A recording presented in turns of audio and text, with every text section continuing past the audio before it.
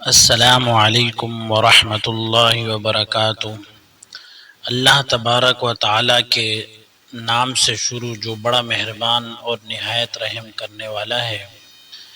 پیارے دوستو، اللہ تبارک و تعالیٰ قرآن پاک میں ارشاد فرماتا ہے، اور قیامت کے دن تم ہماری طرف ضرور لٹائے جاؤ گے، اور ہر ایک انسان نے اپنے اعمال کا بدلہ لینا ہے۔ پیارے دوستو، کیا آپ جانتے ہیں کہ قیامت کے دن لوگوں کو ان کے اعمال کے مطابق جہنم میں داخل کر دیا جائے گا۔ اس دن کچھ لوگ ایسے ہوں گے جن کو نہ تو جہنم میں داخل کیا جائے گا اور نہ ہی ان کو جنت میں داخل کیا جائے گا، بلکہ ان لوگوں کو ایک مخصوص مقام پر رکھا جائے گا۔ پیارے دوستو، آج کی اس ویڈیو میں ہم آپ کو بتائیں گے کہ یہ لوگ کون ہوں گے اور ان کو جنت یا جہنم میں کیوں داخل نہیں کیا جائے گا، اور ان لوگوں نے ایسے کون سے اعمال کیے ہوں گے جس کی وجہ سے اللہ تبارک و تعالی تو ان کو جنت میں داخل فرمائے گا اور نہیں جہنم میں داخل فرمائے گا۔ اور اگر یہ لوگ جنت یا جہنم میں نہیں جائیں گے تو پھر ان کو کہاں پر رکھا جائے گا۔ اللہ تبارک و تعالی قرآن میں ان لوگوں کے بارے میں کیا ارشاد فرماتا ہے،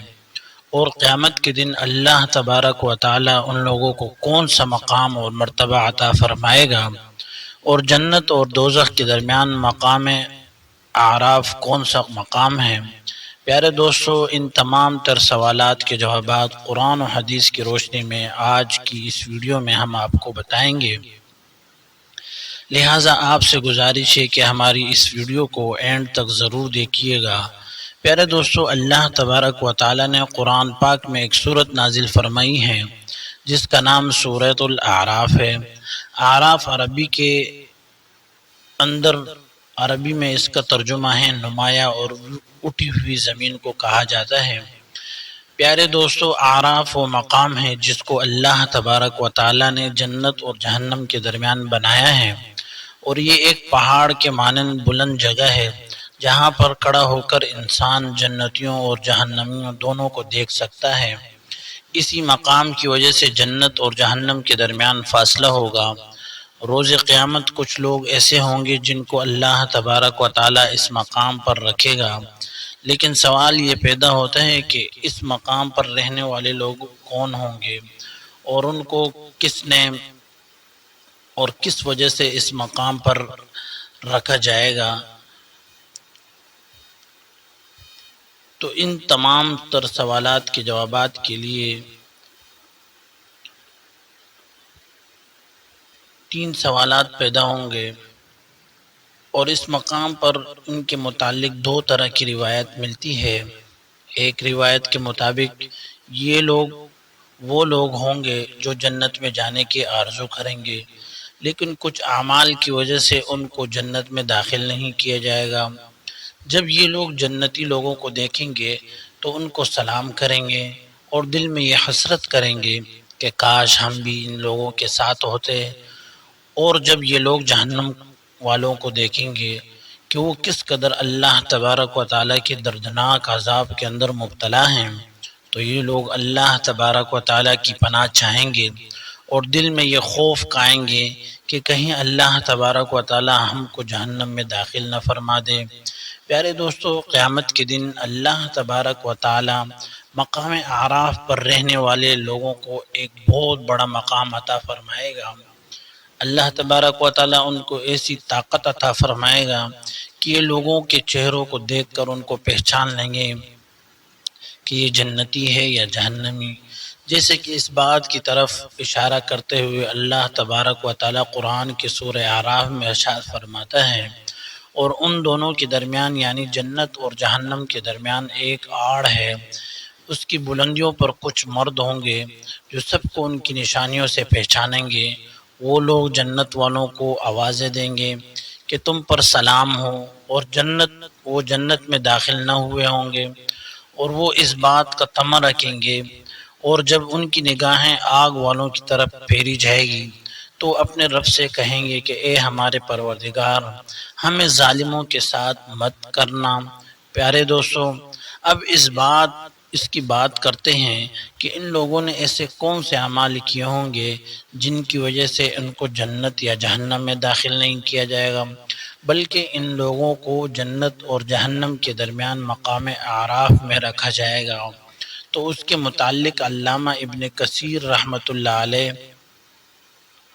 بیان فرماتے ہیں کہ یہ وہ لوگ ہوں گے کہ جن کے اعمال برابر ہوں گے، یعنی نیکیاں اور برائیاں برابر ہوں گی۔ ان کے پاس نیکیاں اتنی زیادہ نہ ہوں گی کہ جس کی وجہ سے ان کو جنت میں داخل کیا جائے، اور نہ ہی گناہیں ان کی اتنی زیادہ ہوں گی کہ جس کی وجہ سے ان کو جہنم میں داخل کیا جائے۔ لہٰذا اسی وجہ سے ان لوگوں کو جنت اور جہنم کے درمیان رکھا جائے گا، جس کو مقام اعراف کہا جاتا ہے۔ پیارے دوستو، اللہ تبارک و تعالی ان کو ایسے مقام سے نوازے گا کہ جب لوگوں کا حساب و کتاب ہو رہا ہوگا تو یہ لوگوں کو ان کے چہروں سے پہچان لیں گے کہ جنت میں جائے گا یا جہنم میں جائے گا۔